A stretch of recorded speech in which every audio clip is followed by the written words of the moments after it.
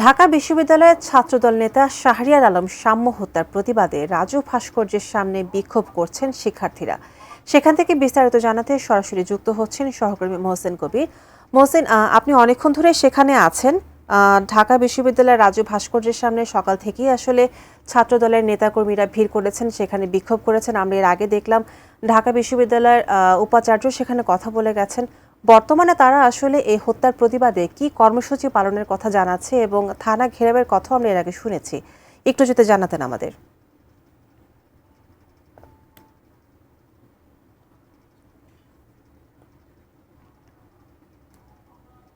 রয়েছি ঠিক শাহবাগ থানার সামনে এবং দেখতে পাচ্ছেন যে শাহবাগ থানার সামনে এখানে ঢাকা বিশ্ববিদ্যালয়ের শিক্ষার্থীরা তারা এখানে অবস্থান করছেন। তারা শাহবাগ থানার যে মূল ফটক সেটি তারা ঘেরাও করেছেন এবং তাদের যে দাবি শাহরিয়ার আলম সাম্য যে হত্যাকাণ্ডের শিকার হয়েছে কয়েকদিন আগে, সেই হত্যাকাণ্ডের বিচার এবং বিশেষ করে যারা এই হত্যাকাণ্ডে যারা অংশ নিয়েছিলেন খুনিদের সবার গ্রেফতারের দাবিতে তারা শাহবাগ থানার সামনের একেবারে সামনে তারা অবস্থান নিয়েছে, অর্থাৎ তারা ঘেরাও করেছেন। শিক্ষার্থীদের একটি দল তারা শাহবাগ থানার ভেতরে অবস্থান করছে। সেখানে শাহবাগ থানা যারা কর্মকর্তা রয়েছে, অর্থাৎ পুলিশের যারা কর্মকর্তা রয়েছেন তাদের সঙ্গে কথা বলছেন একটি দল। সেটি তারা সেখানে এই মুহূর্তে সেখানে গণমাধ্যম নাই, তারা সেখানে ক্লোজ ডোর, তারা সেখানে এই যে হত্যাকাণ্ড যারা পুরো হত্যাকাণ্ডের সঙ্গে যারা অংশগ্রহণ করেছিলেন। অ্যান্টিব্যাকটেরিয়াল অ্যাডিটিভ যুক্ত সেরা ওয়াটার ট্যাঙ্ক বিশুদ্ধ পানিতে ব্যাকটেরিয়া জন্মাতে দেয় না। যেমন বলা হচ্ছে যে একজন প্রত্যক্ষদর্শী বলেছিলেন যে 10 জনের মতো ছিল হত্যাকারীরা, তো সেই 3 জনের বাইরে যেন কেন অন্যদেরকে এখনো পর্যন্ত ধরা হয়নি কিংবা ধরতে পারেনি পুলিশ, সেটি নিয়ে তাদের যে ক্ষোভ, সেই ক্ষোভ তারা প্রকাশ করছে। বিশেষ করে শাহবাগ থানা জানেন যে এই যে ঢাকা বিশ্ববিদ্যালয়ের যে এরিয়া সোহরাওয়ার্দী উদ্যান যেখানে সাম্য খুন হয়েছিল পুরোটাই শাহবাগ থানারই আন্ডারে। তো সেখানে শাহবাগ থানার পুলিশের যে এক ধরনের ফেইলোর, যে তারা মাত্র 3 জন খুনিকে ধরতে পেরেছেন, বাকিদের এখন ধরতে পারেননি। সেই জন্য তাদের যে ক্ষোভ, সেই ক্ষোভ তারা দেখাচ্ছেন। এবং সকাল 11:30টার দিকে রাজু ভাস্কর্যের সামনে ঢাকা বিশ্ববিদ্যালয়ের শিক্ষার্থীরা তারা বিক্ষোভ মিছিল করে ঢাকা বিশ্ববিদ্যালয়ের বেশ কয়েকটি সড়ক প্রদক্ষিণ করে তারা রাজু ভাস্কর্যের সামনে 11:30টার সময় তারা সেখানে সংক্ষিপ্ত সমাবেশ করেছিলেন।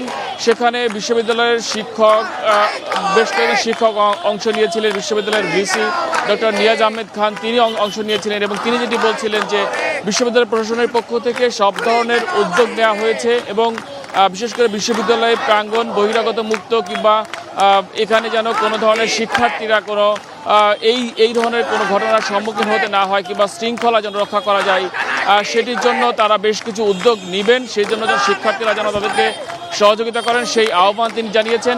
একই সঙ্গে এই সোহরাওয়ার্দী উদ্যান যেহেতু বিশ্ববিদ্যালয়ের আন্ডারে নয় কিন্তু একেবারে বিশ্ববিদ্যালয়ে লাগোয়া, সেজন্য গণপূর্ত মন্ত্রণালয় এবং সিটি কর্পোরেশনের সঙ্গে কথা বলে যেন এই সোহরাওয়ার্দী উদ্যানের নিরাপত্তা এবং সেখানে যে শিক্ষার্থীরা যান কিংবা সাধারণ মানুষ ঘুরতে যান একেবারে যদি বিশ্ববিদ্যালয়ের সঙ্গে লাগানো, তো সেখানকার নিরাপত্তা নিশ্চিত করার জন্য আইন শৃঙ্খলা বাহিনী এবং গণপূর্ত মন্ত্রণালয়ের সঙ্গে বিশ্ববিদ্যালয় প্রশাসন কথা বলছেন এবং সেই ধরনের ব্যবস্থা করার জন্য তারা উদ্যোগ নিয়েছেন, সেটি তিনি বলছিলেন, অর্থাৎ বিশ্ববিদ্যালয়ের ভিসি তিনি বলছিলেন।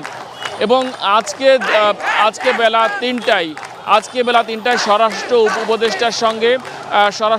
উপদেষ্টার সঙ্গে বিশ্ববিদ্যালয়ের প্রতিনিধি দল ভিসির নেতৃত্বে একটি প্রতিনিধি দল সেখানে যাওয়ার কথা আছে এবং সেখানে এই হত্যাকাণ্ডের পেছনে কি ধরনের মোটিভ থাকতে পারে কিংবা যারা হত্যাকাণ্ডের সঙ্গে যারা যুক্ত তাদের ধরার ব্যাপারে সরকার কি উদ্যোগ নিচ্ছে এবং এর বাইরেও যেন পুরো ইউনিভার্সিটির নিরাপত্তা নিশ্চিত করার জন্য কী ধরনের ব্যবস্থা সরকারের পক্ষ থেকে নেওয়া যায়, সেই ধরনের পদক্ষেপগুলো জানতে কিংবা পদক্ষেপগুলো নিতে সরকারের সহযোগিতা কতটুকু দরকার, সেই সব বিষয়গুলো নিয়ে আজকে আলোচনা হবে। এবং এখন যে কর্মসূচি চলছে এই শাহবাগের অবরোধ কর্মসূচি সেটি চলছে এবং শিক্ষার্থীরা করছেন।